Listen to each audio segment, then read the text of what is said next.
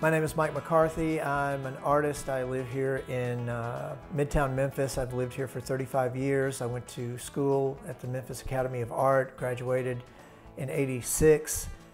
It used to be, if you wanted to experience culture, you would come to a big city. Elvis came here when he was 14 on November 6, 1948.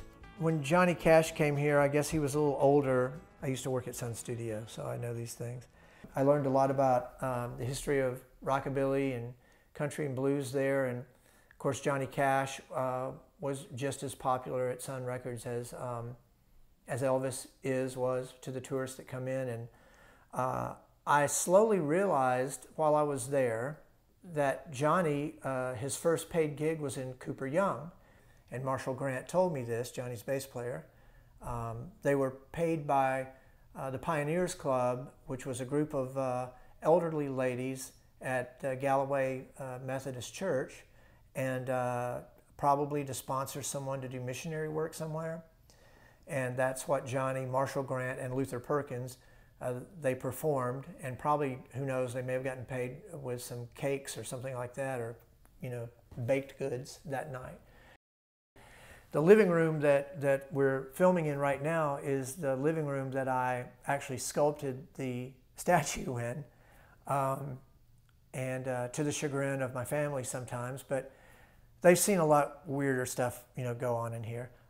And I had pictures of Johnny Cash from that period, which was 1962. The photograph I used was a Lee Weiner photograph.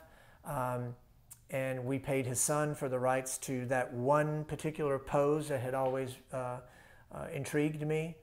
That was, I think, for a Columbia record shoot when Johnny was 30 years old. Someone said, well, why don't we turn it a little sideways so that the Galloway Church is in the background for millennials to take selfies. Now it turns out everybody's a millennial. Everybody's taking selfies with it. And it's nice to see the church in the background. Because the goal always was and always will be to keep that 110-year-old building, the Galloway United Methodist Church, historic church, there in its place, because physical structures mark time. And the time that these things were happening and these things were going on was the American century. And Memphis's part in the American century is phenomenal and outdistances every other city in America, I believe, because of the creation of rock and roll.